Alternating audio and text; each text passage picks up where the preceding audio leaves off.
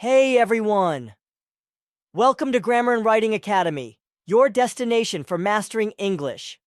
We are so happy to have another exciting journey where we uncover the secrets of language and the magic it holds. Today, we're going to learn about direct and indirect objects. Don't worry! By the end of this lesson, you'll understand these objects and how to spot them in sentences easily. First, let's talk about what an object is. So what is an object? In a sentence, an object is the part of the sentence that receives the action. Let's have some examples to make it much easier. 1. Sarah kicked the ball. In the sentence, Sarah kicked the ball is the object because it's receiving the action of being kicked. 2. Jack played the guitar. In the sentence, Jack played the guitar is the object because it's receiving the action of being played. 3. They watched a movie. In the sentence, they watched a movie, the movie is the object because it's receiving the action of being watched. Now try to construct your own sentences and write them in the comments down. Do your best. After talking about objects in general, let us be more specific. Now, we will talk about both direct and indirect object. Are you ready for that wonderful journey? I am sure you are. Here we go. Let's start with the direct object. But first, let me ask you a question. What is a direct object? Try to think a little bit of the answer. I am sure you know it. Simply the answer is, a direct object is a noun, pronoun, or word group that tells who or what receives the action of the verb. See? It is so easy. So, to make it much easier, a direct object answers the question what or whom after the action verb. It's the thing that is directly affected by the action verb. Make every grammatical rule simple, easy, and clear. Let's have some examples. 1. Tom kicked the ball. To find the direct object, ask, Tom kicked what? The answer is ball. So ball is the direct object. Here's another example. 2. Sarah read the book.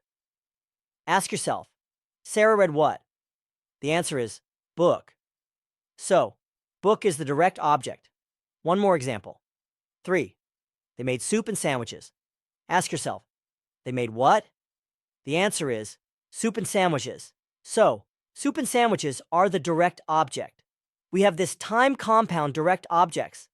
A direct object may be a compound of two or more objects. Another example.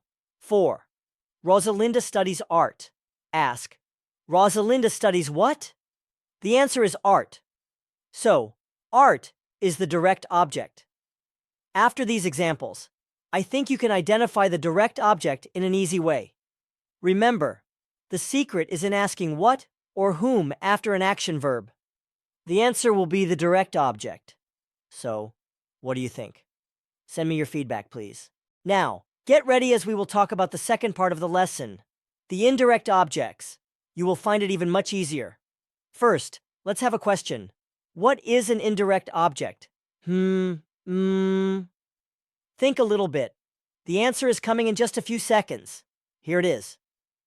An indirect object is a noun, pronoun, or word group that usually comes between the verb and the direct object. Easy, right? The indirect object answers the question, to whom, or for whom. The action is done. So, an indirect object is the person or thing that receives the direct object or is affected by it. Do not worry if it looks puzzling and confusing. Just look at these examples and pay attention to the way I am going to figure both of them out. 1. Tom gave Lisa the ball. First ask, Tom gave what? The answer is ball. So, ball is the direct object. Then, ask yourself, Tom gave the ball to whom? The answer is Lisa. So, Lisa is the indirect object. So, what do you think? If it is hard, don't worry. Another easy example. Second, Mrs. Williams left the waiter a tip. First ask, Mrs. Williams left what? The answer is tip. So tip is the direct object. Then ask, Mrs. Williams left a tip to whom? The answer will be waiter. So, waiter is the indirect object. Hope it becomes easy and clear. Let's have one more example. Third, Tamisha offered me some rice. First, ask yourself, Tamisha offered what? The answer is rice. So rice is the direct object. Then, ask, Tamisha offered some rice to whom? The answer is me. So, me is the indirect object. Do you need more examples? Feel free to ask. I am here to help. Here it is. 4. Mom sent Kim and me a letter. First, ask yourself, Mom sent what? The answer is letter. So letter is the direct object. Then ask, Mom sent a letter to whom? The answer will be Kim and me. So Kim and me will be considered as compound indirect objects. That is it. Follow the steps one by one. Then you will find it easy and clear. Concentrate hard and take your time. You will find grammar as a piece of cake. Now, it is time to have some exercises. Let's practice together. I'll give you a sentence, and you will try to find the direct and indirect objects. Are you ready? Let's go. 1. Thomas showed his aunts and uncles his pictures. 2. Coach Brooks has taught us the drill. 3. Rita lent Jonah a pencil. 4. The workers bought the animals more food. 5. We gave the visitors a map of the zoo. Before you answer, here are a couple of quick tips to make finding the objects easier. Once you find the verb, ask what or whom right after it. In this case, you'll find the direct object. After that, ask to whom or for whom to find the indirect object. Take your time and think carefully of the answers. Best of luck. Now, let's check the answers. Hope you write them in the comments down before presenting them on the screen. Let's start. 1. Tomas showed his aunts and uncles his pictures. First, ask yourself, Tomas showed what? The answer will be pictures. So pictures is the direct object. Then ask, Tomas showed his pictures to whom? The answer is aunts and uncles. So, aunts and uncles will be the indirect object. Hope you've answered it correctly. 2. Coach Brooks has brought us the drill. First, ask yourself, Coach Brooks has brought what? The answer will be drill. So, drill is the direct object. Then, ask, Coach Brooks has brought the drill to whom? The answer is us. So, us will be the indirect object. Easy and simple. 3. Rita lent Jonah a pencil. First, ask yourself, Rita lent what? The answer will be pencil. So pencil is the direct object. Then ask, Rita lent a pencil to whom? The answer is Jonah. So Jonah will be the indirect object. Just follow the steps to get the perfect answers. 4. The workers bought the animals more food. First, ask yourself, the workers bought what? The answer is food. So food is the direct object. Then ask, the workers bought more food to whom?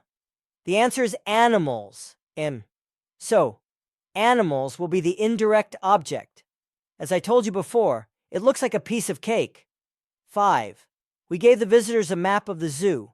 First, ask yourself, we gave what? The answer is map. So map is the direct object. Then ask, we gave a map to whom? The answer is visitors. So, visitors will be the indirect object. Wonderful. I am sure you've answered most of them correctly. Great job, everyone.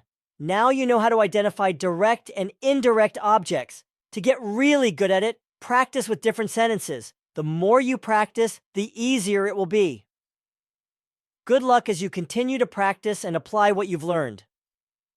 Remember, 1. Be patient.